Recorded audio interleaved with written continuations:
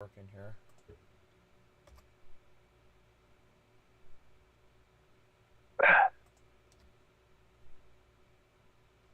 Much better, Joe. All right, we got Incendiary Device in the house. It's gonna jump off tonight. Here we go in 3, 2, 1.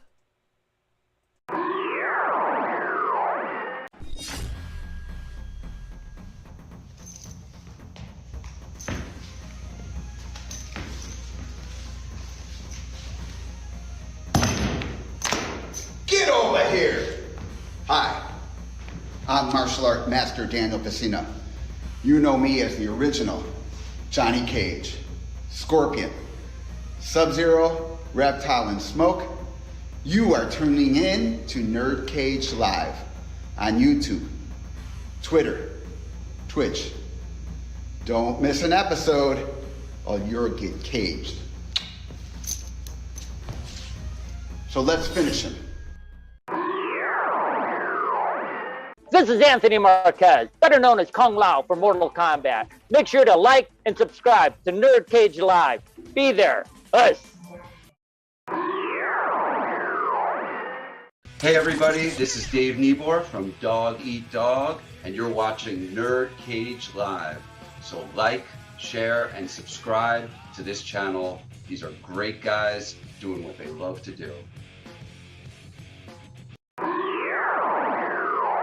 NerdCage Live and gaming are a perfect match. Shoot the J, Joe. Okay. Shoot it! All right! Over on NerdCage Live on Twitch, Jay and Joe go live. Call me Bazooka Joe. It's all about you. Kaboom! Playing both old school and new school games every Tuesday night. Ooh, what a sight! Jay, stop looking at her face and run. But she's so beautiful. So be sure to follow NerdCage Live on Twitch. Run for your life, Joe. Run for your life, Joe. Running! Run faster. Oh no, Joe. The galaxy's doomed because of you. To scratch your gaming itch. Oh, nice kick, Joe. Thank you. About Yo, that's diabolical. humanity. Wait. Yo! That's twitch.tv/NerdCage Live. Hi, I'm Leah Montalongo, the OG Sindel. Please like, subscribe to NerdCage Live.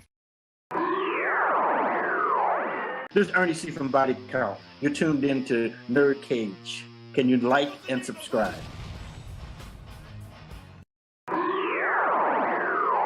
Hey guys, it's the original Shao Kahn, Brian Glenn, and I'd like you to subscribe to NerdCage Live.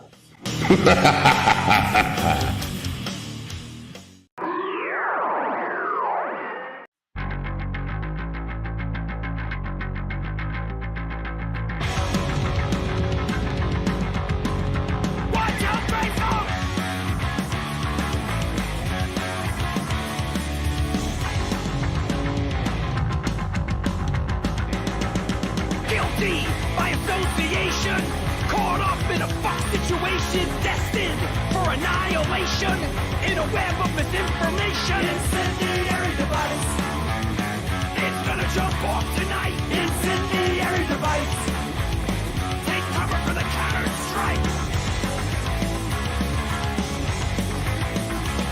A perceived violation, personality assassination, victim generation, cancel, augmentation, incendiary device. It's gonna jump off tonight. Incendiary device. Take cover for the counter strike. Straight bullets. Whistle fire, fakes. Wrong time, wrong place. Incendiary device. It's gonna jump off tonight. Incendiary device. Take cover for the counter strike.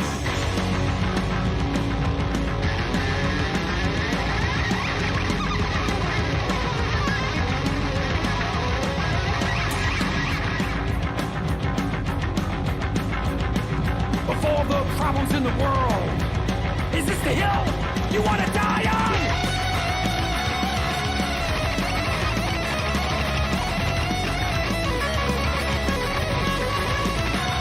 Incendiary device. It's gonna jump off tonight. Incendiary device. Take cover for the counter-strike. Incendiary device. It's gonna jump off tonight. Incendiary device. Incendiary device. Incendiary device. Incendiary device.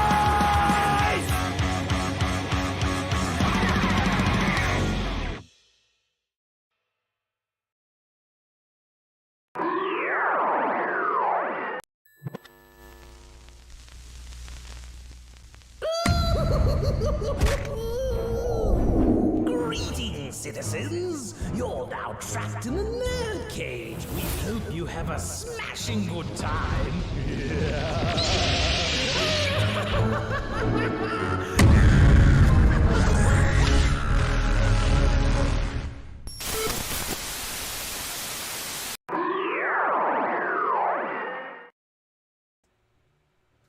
You're now about to witness the strength of geek knowledge. Hello, welcome. That's right. Once again, you are trapped in the last live stream of the year of NerdCage Live. This channel is a celebration of all things pop culture, including New York Hardcore and Incendiary Device. So please, if you're new to the channel, hit that like button and subscribe and share with everybody you know.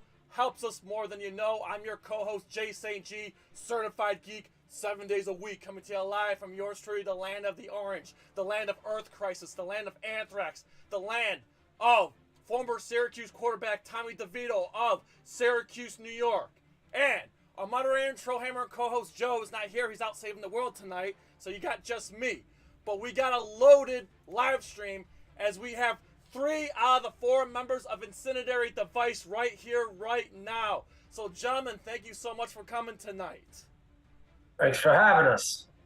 Absolutely. Yeah, man. Thanks for having us, you lunatic. Yes.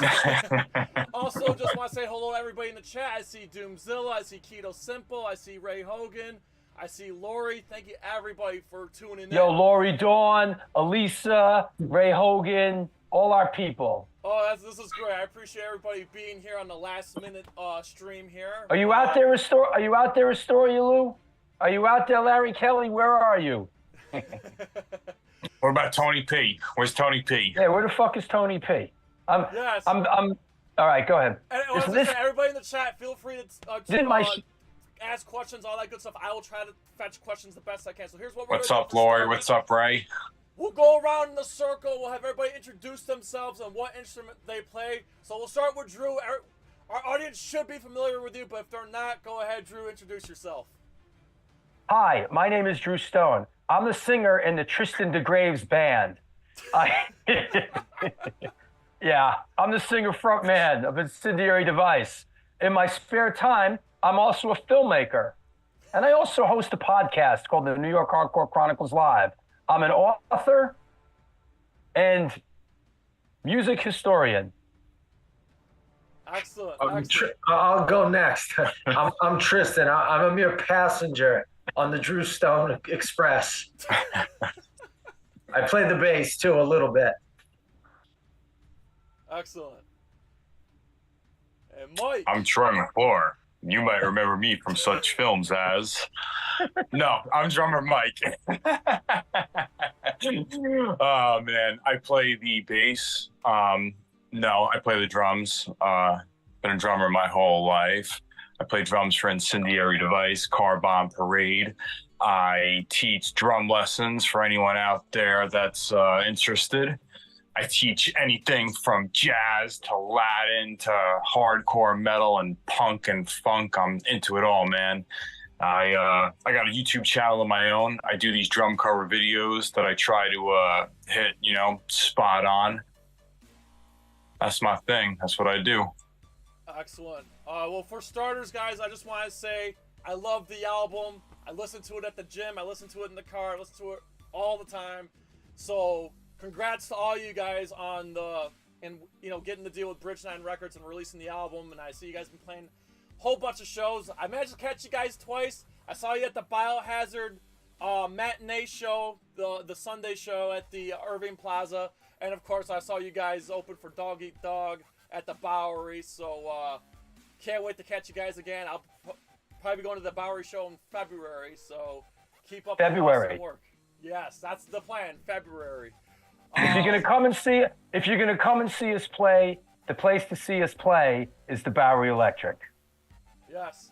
And real quick, I just want to plug a couple things real quick. I just want to thank everybody who donated to Cheesy Movies for Charity over the weekend. We ended up raising $1,200, well, $1,275 for St. Jude's over the weekend. So thank you to everybody who shared and contributed.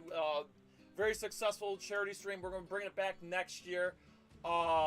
So stay tuned for further announcements, and I think. Yo, turn your volume up. Yo, Jay, in the chat room, they say you should turn your volume up. Okay, no problem. Help me help you. Yeah. I've cranked up like a little higher. Also, if you haven't already, please check out our interview with boxer and MMA star Heather Hardy. Check out our live stream with Evan B. Stone, who happens to be the brother of Drew and Jack Vasey of the SV Chronicles. Also, check out our Godzilla -1 spoiler discussion with Anthony Marquez, a.k.a. Kung Lao, and our friend Wild Band. And also, thank you to everybody who came to my Home Alone 2 watch party for my birthday the other day. So thank you very much for that. Also, if you go in the description of the video, you can check out Incendiary Device, pick up their album, pick up their merch. In fact, I got their shirt on right here. Hold on, you know what I can also do is I can actually show off the merch here on screen. Here, hang on. Yeah, you can get yourself a Incendiary Device shirt. You can see the back of it there. It says it's gonna jump off tonight. Yes. So be sure to pick that up. It's gonna jump off tonight in the Dunkin' Donuts font. Oh my God! I did not pick that up. It is the. Yeah, I did. And that's pointed that out. Anyone else, Drew? Thanks. Thanks. Also, check them out on Spotify. Check them out on Apple Music. And again, I got the link in the description. Just listen to our shit. Yes, absolutely.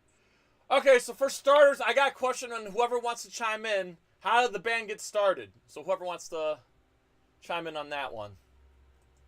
Well, I guess I'll go. Thank you. You're welcome. Drew and I have been playing music together for, I think over about 10, 11 years now in various bands. I think we've had probably 4 or 5 different projects we've done. So this really kind of came out of the ashes largely of old band we both played in, Antidote. And then we were just kind of looking toward doing something new, different, exciting, new songs, new vision. And that's kind of where it all came together.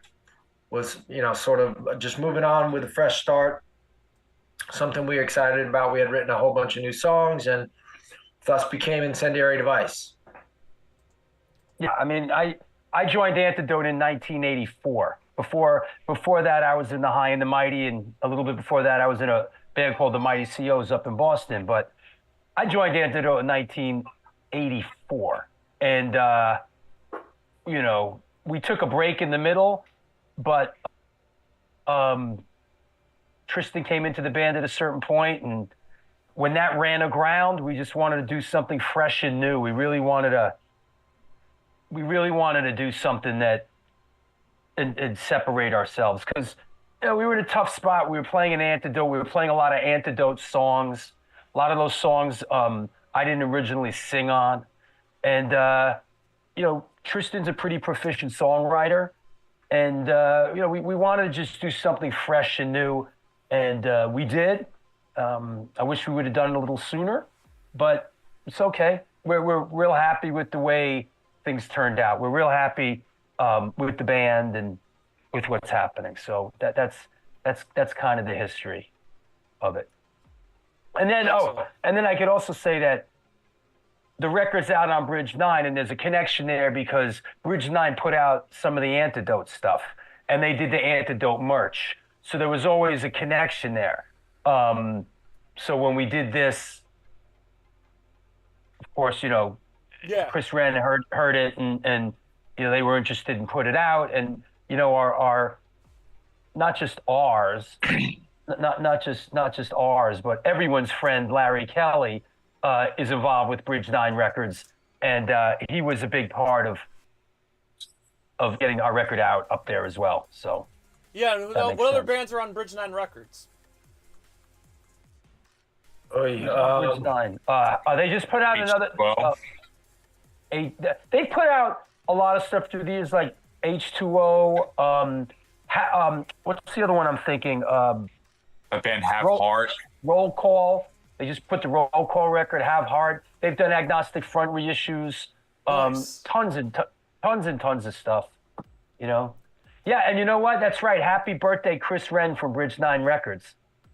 Oh, happy birthday, Chris. Yeah, it's his birthday. Sagittarius like me. It's a good day. It's good. It's a good War month to on be Women. born. Thank you, Lori Dawn. War on Women is on Bridge 9. So, yeah. Excellent. There's a couple. So I just want to talk about the album real quick. Again, loved it, but some songs that stand out to me. Obviously, the title track, the band track, Incendiary Device, the video we just played, standout track. Also, I really love, well, if you're familiar with the New York Hardcore Chronicles, Divided State, excellent song. And what was the second to last track there?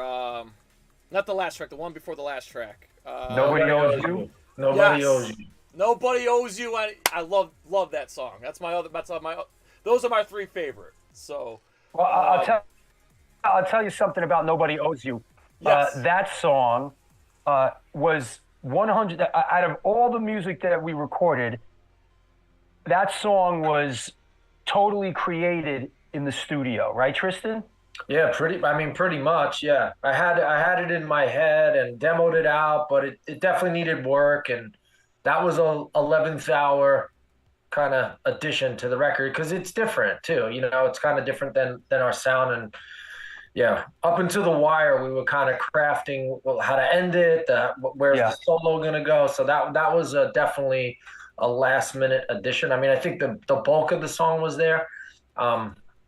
But yeah, there was 2 songs that we kind of really crafted in the studio. The other 10 we had like solid going in, and people seem to like it. So I'm happy about that. Obviously. Actually, Tristan, do me a favor. I see you got the vinyl behind you. Do you mind just showing that off on camera real quick? I actually put it on the screen too, but I'm gonna sure. So take a look at it. This is the front cover of Stephen Messina photo. That's it over in New York, the Globe. I forget what it's actually called. Something of the world, some shit like that. Stratosphere, I think. And then this is the back cover here. That's a Kristen Memley photo, and then you could see all the tracks.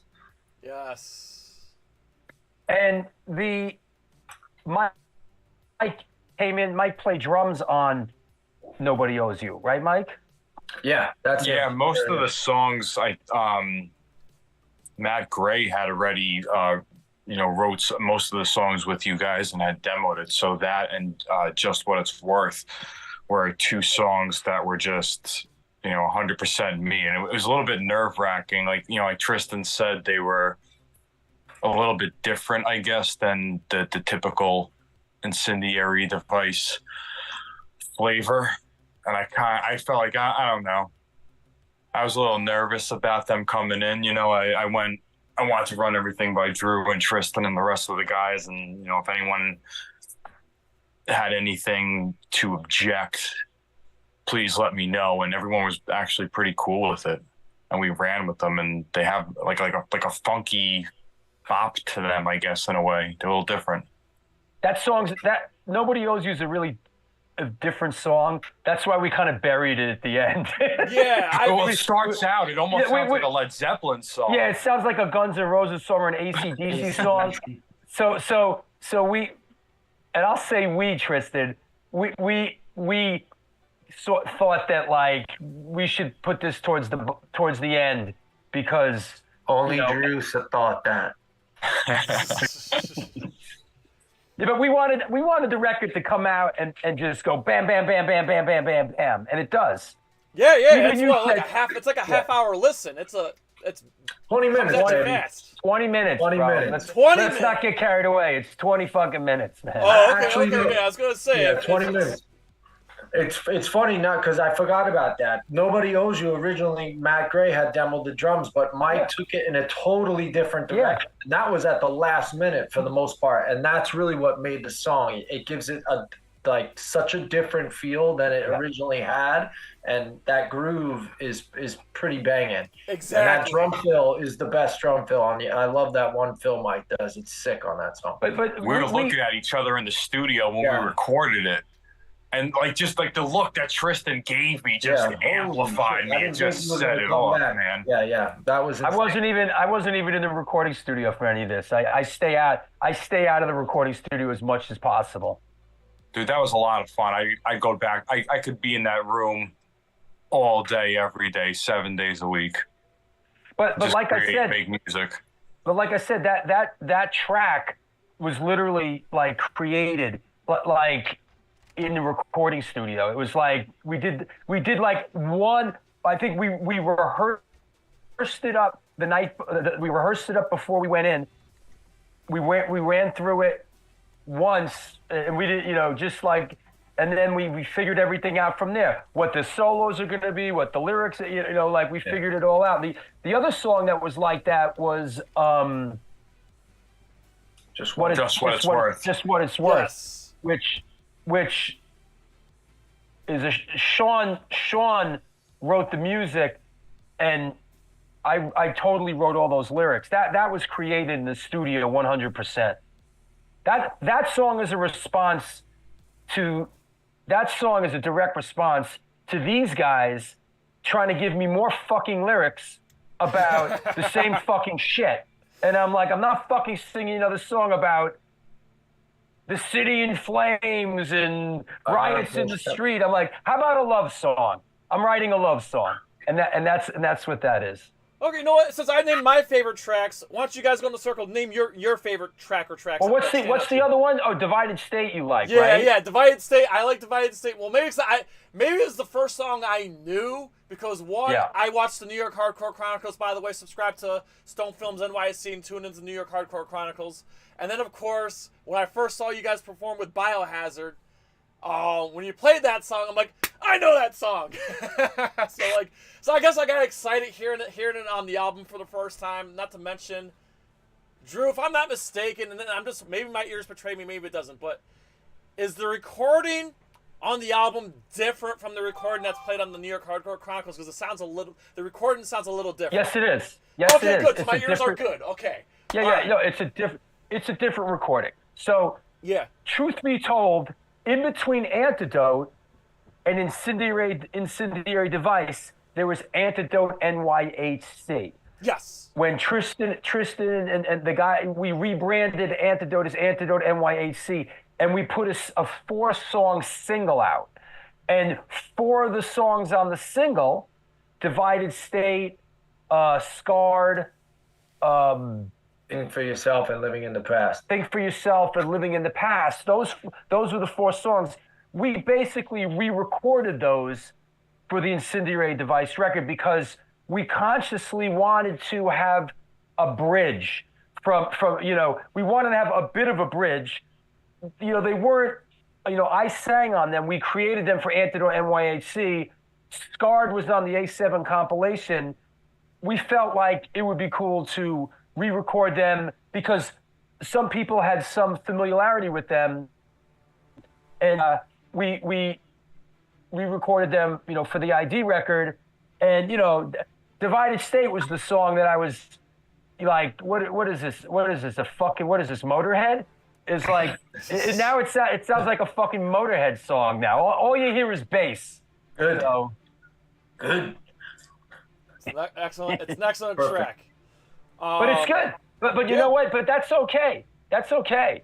I mean, I love Motorhead, and and nobody sounds like that. Nobody's doing that, and Tristan is playing that fucking Rickenbacker bass, and it's banging.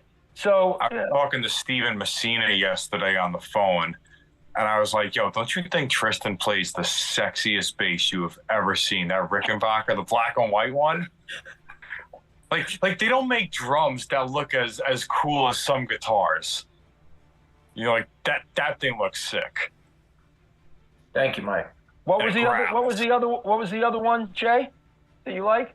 Oh, and Incendiary the Device. title track, the opening track. Enough of that already. Yeah, we played it earlier. But yeah, those are my three favorite tracks. We're way over that. Yeah. You know what we're gonna do? You know what we're gonna do with that track eventually, with the Incendia and the video that you played, open the show. I don't think we're gonna do this because we're playing with Gogo Bordello, but we could, but we probably won't. But eventually, that'll probably be played before we get on stage. Like, because clubs have screens and everything. In a way, like house music. In a way, like that would like an intro, like an intro, like that would be played as we're getting on stage when we get on stage, and we probably wouldn't play it in our set. That's probably where it's heading with that song. Well, then I'll just say I'm glad I saw you guys early enough to hear the song. This has not been vetted with any band member. This is the first I'm hearing about it. Yeah, exactly. This isn't Drew's fantasy world. Well, I was just going to say, I'm glad I got to hear in my fantasy world, that's not happening. yeah. Welcome to the Drew Stone band, everybody. Exactly. We already have that. We have the Drew Stone Hit Squad. Now that he said it out loud, it must be. By the way, let's not play the song people want to hear. Shout out to Ray Hogan. What are we, in the Led chat. He says Zeppelin? it's the best hardcore album of 2023. So I have to agree with that. I haven't listened to a whole lot of stuff in 2023, but what he was saying, most hardcore sounding album yet. Like this has got like Agnostic Front, Madball, like that old school vibe written all over, and that's why I love it. So that's how I can relate to the album. Ray Hogan asks, can Tristan comment on "Is this the hill you want to die on" lyric? Love it. That's funny. That expression is just something. There's certain like expressions, that you just follow you your whole life, and that's something that I've always come up with, whether it's in work or whatever. When people really have a bone of contention about something that's really not that big a deal, that's like a word, that's a line I've just thrown out over time. Like, is that the hill you really want to die on? Like it's not worth the fight, So that's kind of where that line comes from. That's just like in my normal lexicon of like speech. Like, is it really worth it? Yeah. That's again. Yeah. I'm going a little bit off topic, but I do got a question for both for Mike and Tristan here, because I already asked you this, Drew, but Tristan, I just want to know, like, what was the moment, like, who's your biggest influence as a bass player? Like, what was the moment that you want to pick up bass? Like, who's your favorite, and who's your favorite bass player? Wow. Well, there's a very long answer. I'll try to spare you the details. As a kid, I loved Kiss. There we go. And I'm talking a little kid, Kiss. And then I think kind of the band, embarrassingly, that really got me, two bands. When I found my own music that wasn't from my parents, because my stepfather was a musician. So I grew up going to a lot of shows, but older doo-wop, classic rock and roll was Motley Crue and then Steve Harris from Iron Maiden. Yes. So that's why I have the blue 73 P bass. So he was a huge influence, really made me want to play bass. I mean, probably my favorite bass player of all time is probably John Entwistle from The Who, but I don't play anything like him, you know what I mean? But he's a monster. But Lemmy, Steve Harris, Cliff Burton. Yes. All those, not that I emulate them so much in my playing, but that's the shit I listen to when I'm bass, you know what I mean? Excellent. And Mike, same question, but we'll talk drums. So, what was the moment you wanted to play drums, and who was your favorite drummer growing up? What was your biggest influence? So it's kind of like, what Tristan said. I mean, a favorite drummer, I can't name one in particular. As a young kid, I grew up in the early 90s, so grunge was the big upcoming thing. So Nirvana, man, I saw Dave Grohl drumming, and I mean, you see this guy who's just a brick shithouse behind the kit. Yeah. He's just smashing, like, and his energy is so explosive. And at the same time, I'm watching him and I'm saying, well, I think I could do that. That seems like it's like pretty easy enough. So Nirvana was like my Beatles. It was like my Kiss, And from there, it went on to other grunge bands: Pearl Jam, Alice in Chains, Stone Temple Pilots, and then it evolved, like just human nature, basic human nature. I think is just you want to progress, and Chad Smith from the Red Hot Chili Peppers is another one of my favorites. He rips. Got a little bit older, and I guess like around like junior high, I started getting into like really into Pantera and Metallica. So Lars Ulrich, Vinnie Paul. My grandma, I was saying, a couple weeks back in this other interview we did, she used to take me to Tower Records and she'd buy me a new record almost every week. And it got to a point where after a couple of years into it, I kind of like felt bad. So these Punk-O-Rama compilations were coming up at the time, and they were dirt cheap. So for $4 or $5, I can get a compilation. And didn't Epitaph used to put those out? Yeah, they were put out by Brett. They were like compilations, like sort of like a Warped Tour compilation, but it was like a compilation of all their bands. Yeah. Yeah, and it was, dude, I mean, for $4 or $5, a kid like me who was just getting into punk rock, it was awesome. That was my gateway, because on one of those CDs, there was maybe 15 to 25, 30 different songs by 30 different bands. And that's how I got into bands like Pennywise, and they even put out something by Agnostic Front. I think they put out the Riot Upstart record, like the punk rock record that they did. So I saw, bands and things like this, and it made it like it was so easy for me to get into it. I said, all I have to do is just take what I've done my entire life and just speed it up. Yeah. And that's how I got into it. Awesome. I appreciate that, because the thing is, when you said that grunge was your thing, my all-time favorite band is Soundgarden, so it was cool to hear you shout out the 90s Seattle. Matt Cameron, scene. he's now drumming for Pearl Jam. Yeah, I love Matt Cameron. Like I said, I think the best song he ever drummed on was Jesus Christ Pose. Was the best drums he ever laid down, I think. Yeah. I hated that shit. Really? Oh God! My dad. No. It's not fair to say I hated it, but it didn't really. Those bands, and I saw all those bands play back then. Yeah, I saw Soundgarden and Pearl Jam, and the one band, and I don't know what. I gotta run. I gotta go help Nicole with the kid for a second, man. All right. Okay, I got a newborn and she's screaming. Let me go. Okay. I'll join you guys in a few. Okay, no problem. All right. Sign off. Hey, who's screaming, the wife or the newborn? Fuck, man. You know what? He's out of the band. I remember. How does this It's sound? all right. Fuck that dude. I'm sick of this shit. Yo, the first time I saw Soundgarden, they were opening for Guns N' Roses, I think, at the Garden, and they were getting booed off the stage. That people were throwing shit at them, and they kept sending them out because GNR was late. And eventually, Chris Cornell was like, "Fuck you guys, we don't even want to play."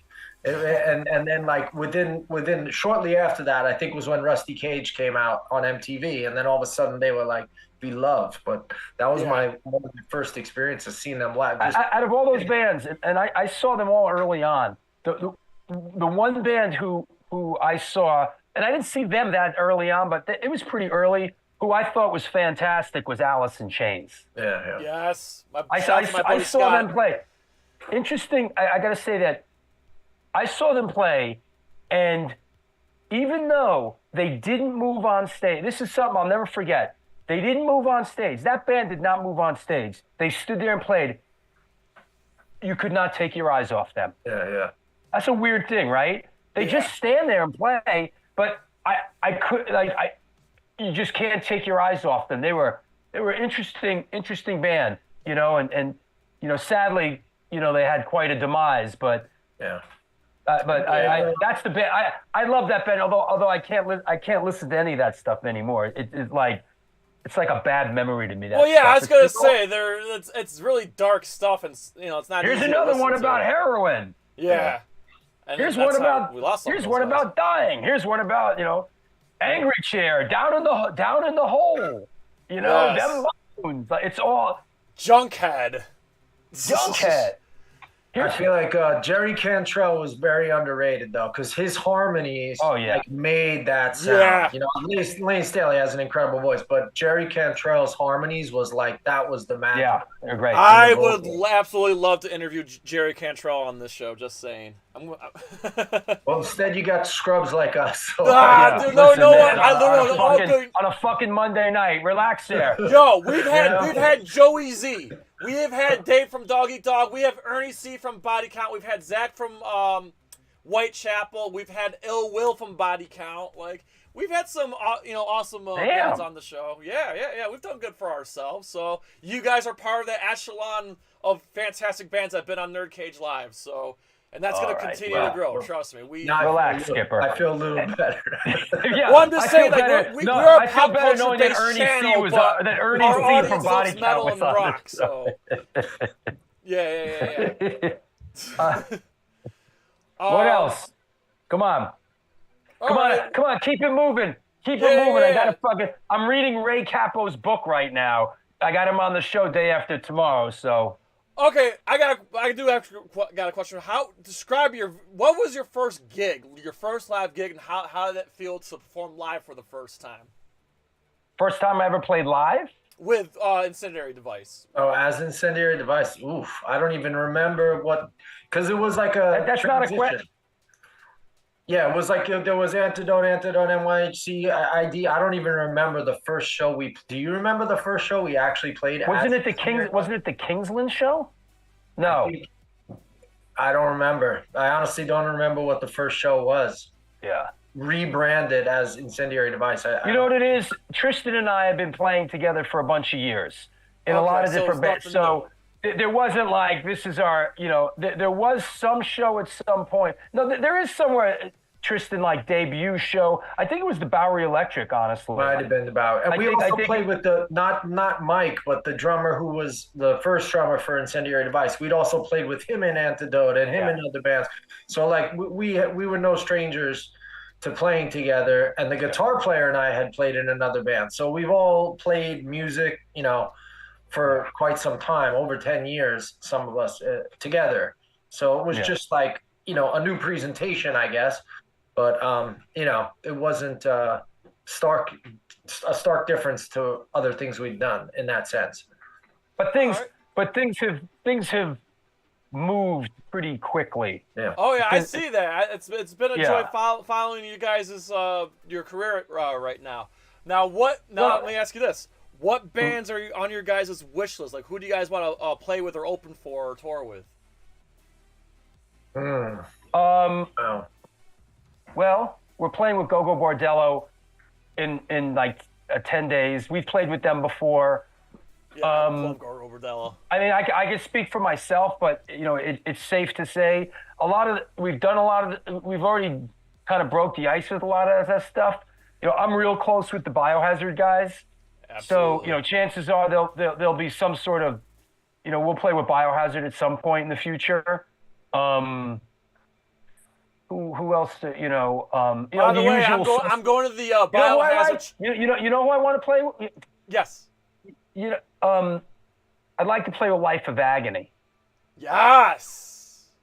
Get Joey on the phone. Come on, let's do it. But the thing is, we're like a pretty straight hardcore band in a lot of ways. I mean, but we're sort of an old school-ish.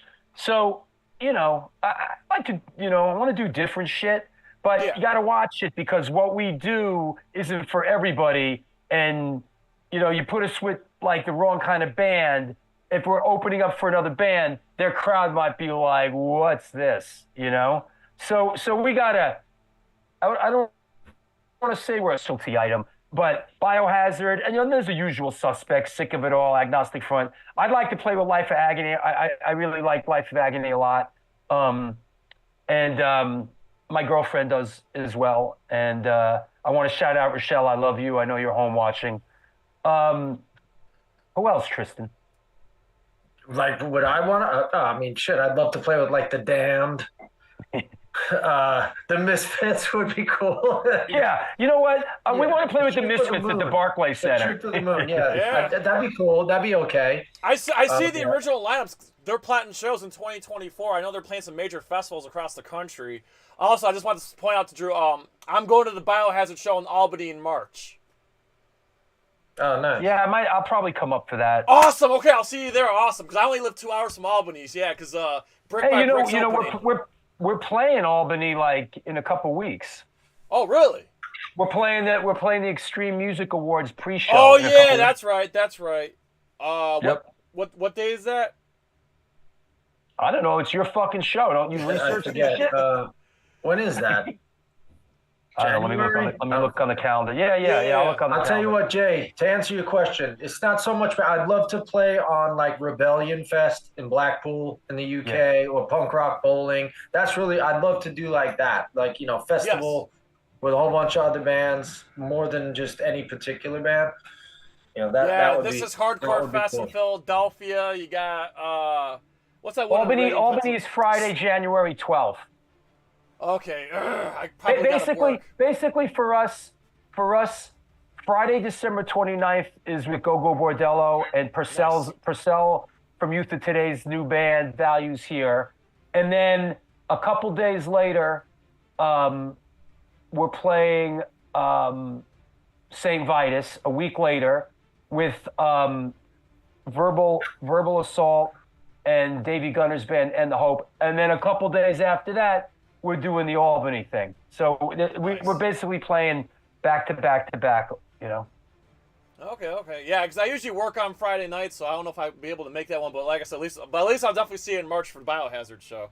Yeah, all right. Yeah, listen, you get a pass. Living up in Syracuse. Hey, I'm coming down. I'm coming to New York in February. You get February a pass. 18th. I'm coming down to New York February 18th to see you guys play. Because here's the thing, I took that whole weekend off because Saturday the 17th is the Tyson Fury Alexander Usyk unification fight. So I took that night off, and I was like, you know what, I'm gonna take off Sunday too to go see you guys play. So that's the plan. So I'll be there in New York City on the 18th I didn't know Tyson Fury was fighting again.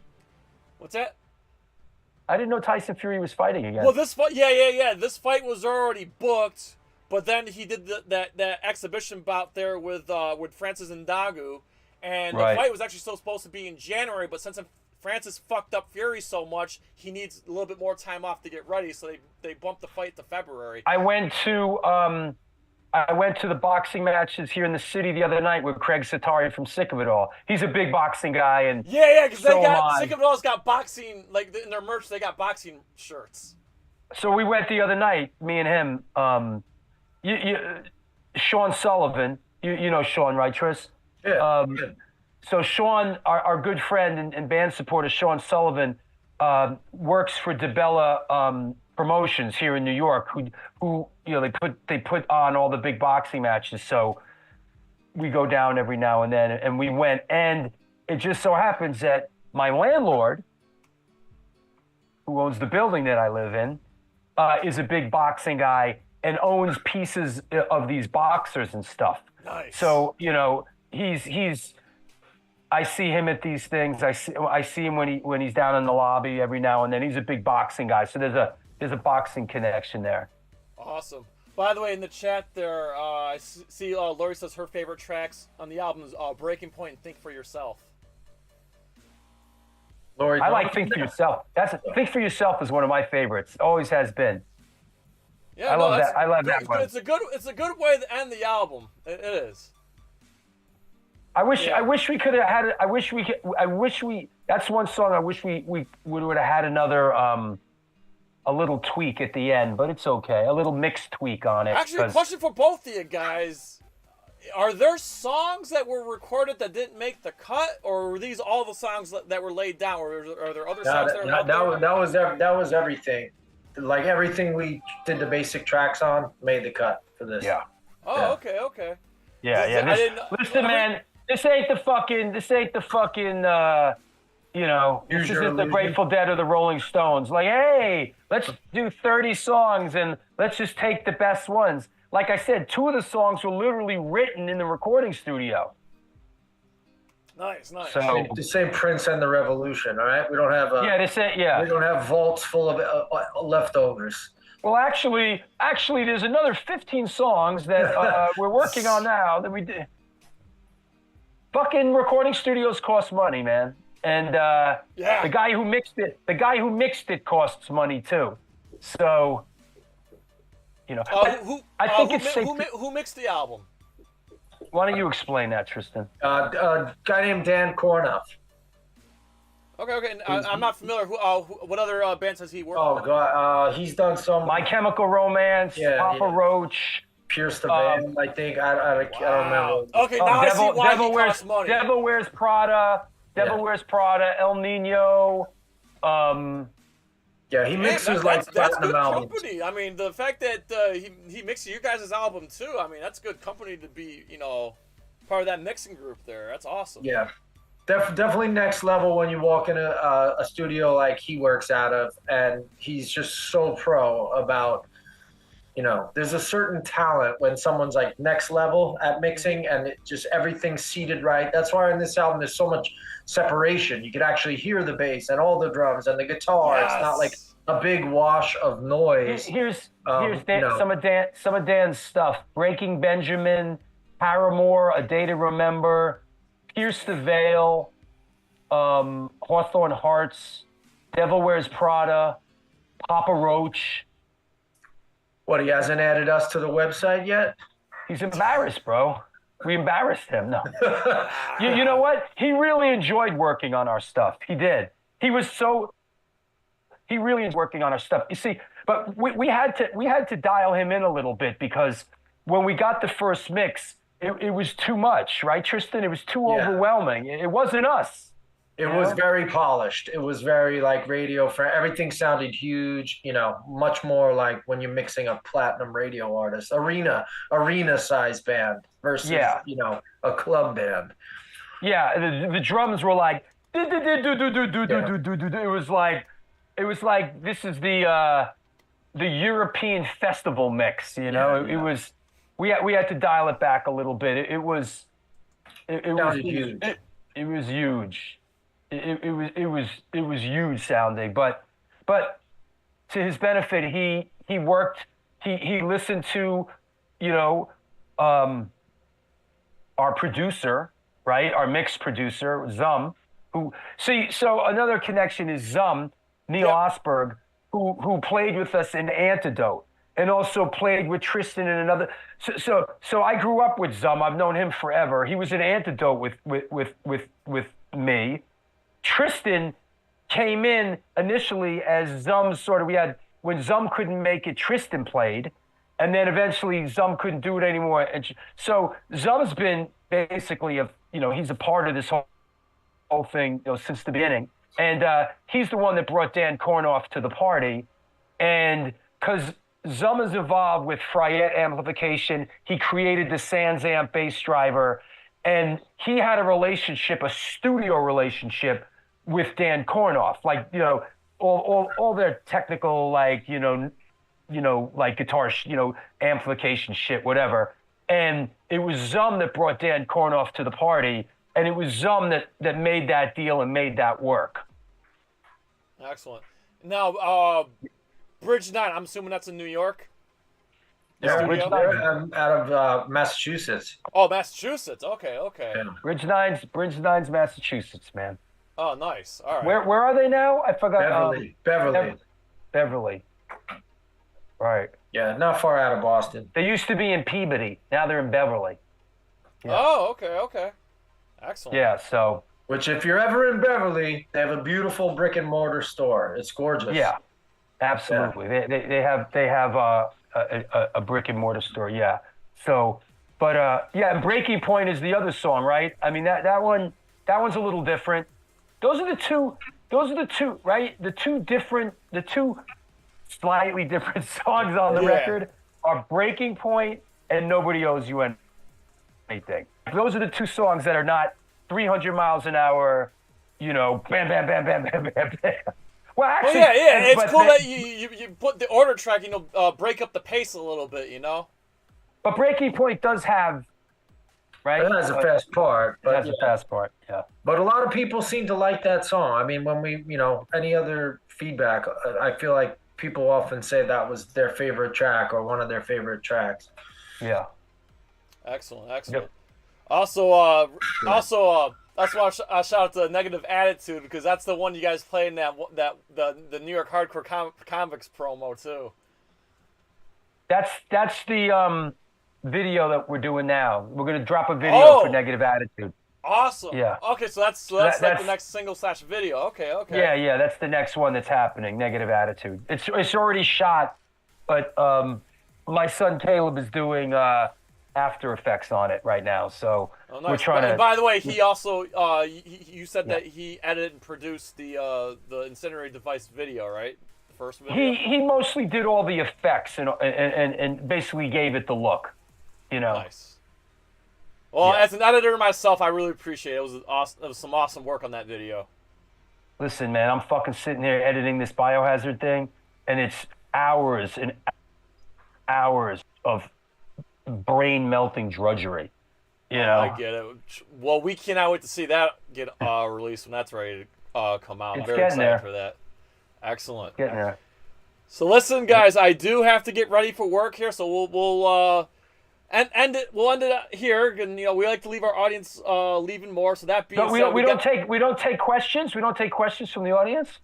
Well, that's what we'll do. We'll close things out here. So the bar is closing. So guys, if people in the chat have questions, lay them down now. Lay down your questions now. And while we wait for the audience to bring up some questions here, if there's any Drew, if there's anything you want to promote or any message for our NerdCage Live audience, go ahead. Oh, we got a couple shows coming up. Like I said, wait, let me look. Check the record out. It's on Spotify, Apple Music, all that shit. And you can buy it through Bridge 9, and Cortex, I think, also has it available. And if anybody plays drums, we need a drummer. Because this motherfucker's out of the band now. I put the links in the description of the video too. So I got the Spotify, I got the Bandcamp, I got the Bridge 9 website, the merch website.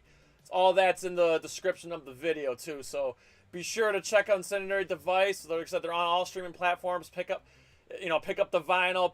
Get yourself an Incendiary Device shirt like I did. It's awesome. I love my fucking shirt. So definitely pick up the shirt for sure. So December 29th, Brooklyn Bowl. December 29th, Brooklyn Bowl.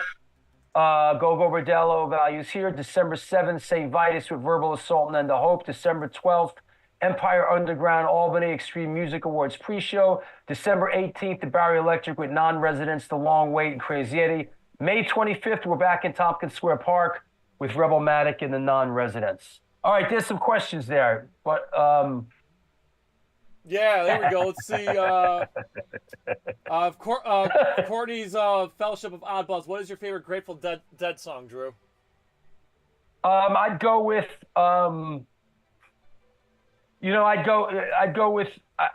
when people ask me that, I go with the song Loser. But I also really like Box of Rain, which Phil Lesh sings. But Loser I like a lot. Listen, Garcia Hunter. You know, the stuff that Jerry Garcia, Robert Hunter wrote together is just incredible. Tristan, you answer that. What are your favorite? So recorded, Box of Rain, without a doubt. Live, Eyes of the World. Yeah, it's good. Good shit. All right, Lori in the chat asks, Billy Joel or Phil Collins? I fucking hate them both. Everybody knows that. Okay.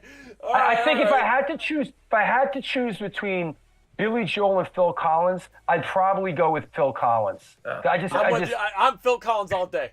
I'd go with Billy Joel. Sorry, folks.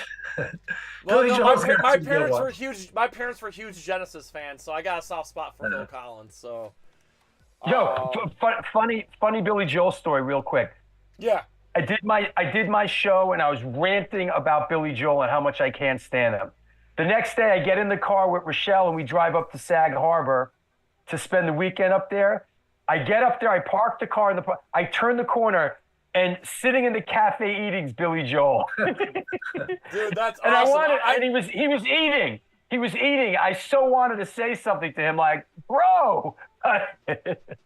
I have a specific reason why I don't like Billy Joel, and I don't mind. I've shared this many times on NerdCage Live, and I never get sick of telling this story. So when I was in 8th grade, we had to study the stupid song "We Didn't Start the Fire" because of the historical context of the song. That's what we were studying in 8th grade. So we had to listen to the damn song and study the lyrics and talk about it in class.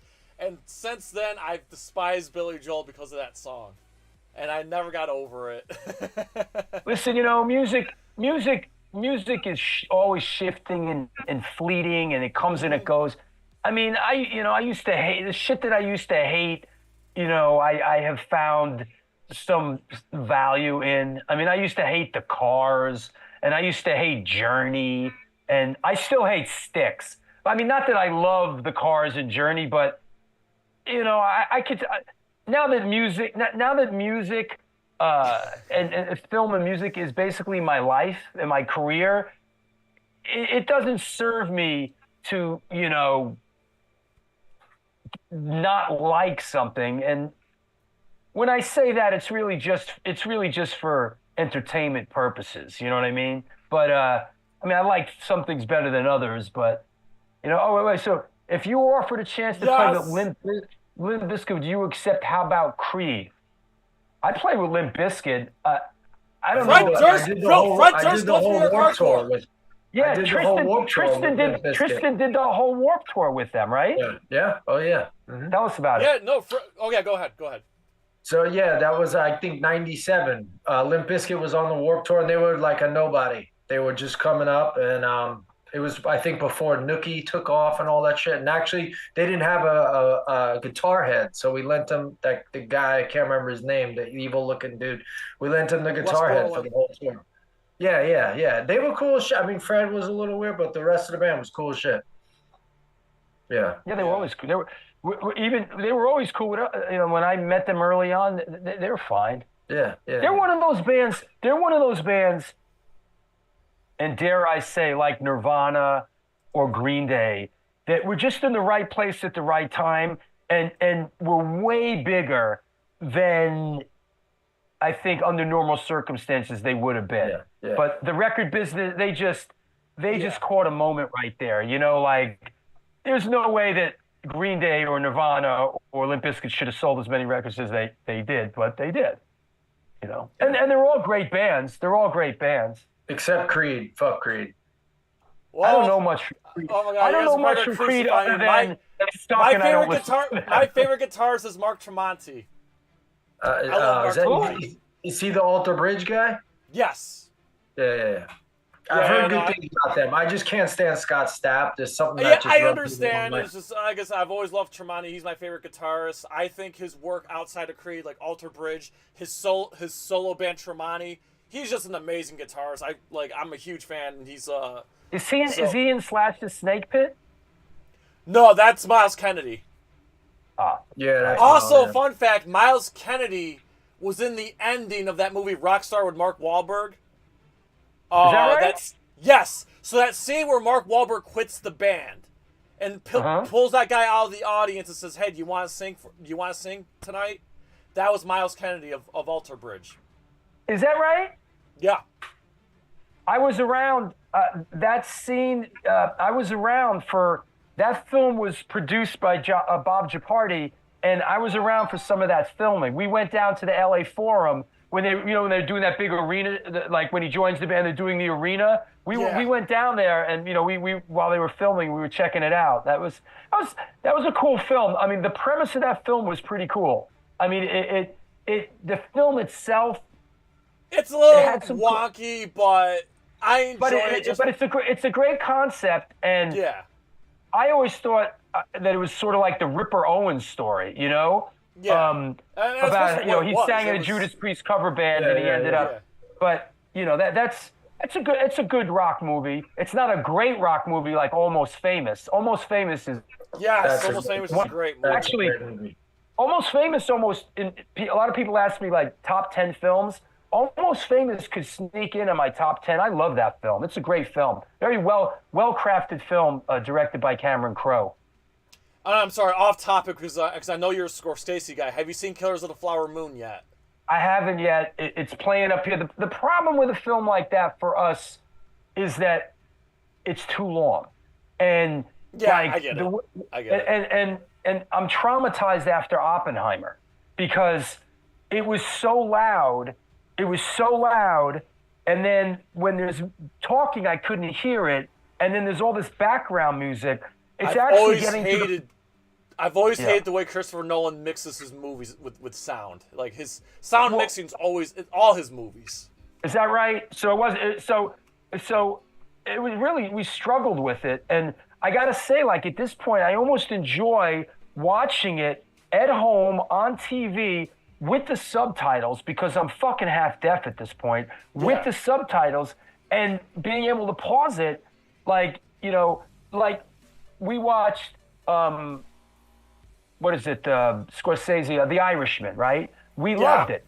Part of the reason we loved it is because the way that we watch films around here is something like was 45 minutes one night, 45 minutes the next night, 45 minutes the next night, and it was very palatable and we enjoyed it. Right, Tristan? That's how you do things out in Long Island, right? If I'm not mistaken, I think Killers of the Flower Moon is supposed to drop on Apple TV pretty soon. I don't know if it's there already or not, so you would be able to do that for that movie. You ever go to the movies, Tristan? Oh, last movie I saw in the theater, which I rarely go, was Oppenheimer. What'd you think of that? I thought it was great. I mean, it's long. My attention spans. I didn't have all the sonic issues you had, but I thought it was a great movie. You know, Robert Oppenheimer grew up on my block where I live right now, right around the corner on River. He grew up on Riverside Drive in the Upper West Side, literally where I am, right out that window around the corner. He grew up here. Yeah. Wow. Yeah. It was definitely a good movie. All right, we'll fetch one more. And I want to see the Godzilla. I want to see the Godzilla movie. I didn't see the Godzilla movie. Oh, it's so good, so good. Drew, I know you will like it. When guys like you and Steven Messina start in with fucking Planet of the Apes movie is the greatest thing I ever seen, I'm like, yeah, all right. I generally think you will like. But the movie, I heard the seriously. Godzilla movie. But I'm busting your balls, Jay. I heard the Godzilla movie is really good. Yes, it's excellent. It's one of the better entries for sure. It's definitely it's up there with like the original movie, and I just like the idea of. Did you see King Kong vs. Godzilla recently? I hated it. Okay, good, because I thought that wasn't fit for human consumption. That was garbage. I hated it. It's the worst Godzilla movie I've ever seen in my life. I hated it with a passion. Terrible.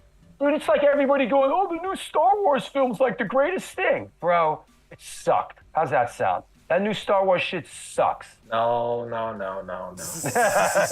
Don't piss him off. That's it. One more question from the chat. We'll call it a night here. I think I just saw it earlier. Courtney also said if you had to choose, you both can answer this one: Nickelback or Creed. Oh God, I don't know. Barry Manilow. Yeah. That's tough. I honestly I don't know them well. I don't know those bands. Even weigh in. It sounds like torture either way. Yeah, that's not. All right, fair enough. Tristan, before we go, do you have a message for NerdCage Nation and anything you want to say to close it out? Just thank you so much for having us on, man. I really appreciate it. It was nice hanging out with you, and check the record out. Appreciate it. All right. Hey, Drew, I got a question for you after we close out the stream. I do got a question for you, Drew. But I just want to thank What's the question Mike. You can't ask me publicly? Well, I'd rather ask a question? Is this a question you can't ask me this publicly? Is this... Yeah, I can't ask it on air because I don't want to ruin anything. All right. But anywho, just want to say thank you to Mike, Tristan, and Drew for taking their time off their busy schedule to come on the NerdCage Live to promote Incendiary Device. Again, congrats on the debut album. It's fantastic. Everybody in NerdCage Nation, please check it out. Apple Music, Spotify, Bridgeline Records, all the links are in the description. If you're in the New York City area or catch any of the West Coast shows, be sure to check them out live, because I will be checking them out live again. And again, thank you, everybody. Thanks, everybody out there, Women of the Pit. Yes. Everybody that support our production crew: Larry Kelly, Tony Palmisano, Ray Kelly, Astoria Lou, Ray Hogan. Michelle, I love you. Thanks, everybody that stopped and watches the New York Hardcore Chronicles live. Yes. And all my patrons, that help me pay my rent and bills around here and keep it going with a smile on my face. Watch the show on Wednesday. Ray Capo's coming on. It's the 300th episode. I want to shout out Tristan DeGraves, who's a great songwriter and a great bandmate. And I'll see you at rehearsal tomorrow, bro. Yeah. And also, good luck with the hunt for the new drummer. But before we go, guys, be sure to pick up a NerdCage Live t-shirt. Check out our Rocky 3 Prediction Pain shirt. Our top-selling shirt with the Strength of Geek Knowledge on the back. For you Zelda fans, we got this. For the Mortal Kombat fans, we got these. For the late, we got any size, any color. You get it in pink. For you Kaiju fans, we got the legendary Kaiju shirt. Do not tell the RZA, we got a Wu-Tang shirt. For you frisky motherfuckers, we got the Pornhub shirt. Oh, that's cool. That's a good one. We got the PlayStation shirt. For you MCU fans, we got the MCU Marvel shirt. Hey, let me ask you something, Jay. Yeah. Do you make these up? Is this print as you order?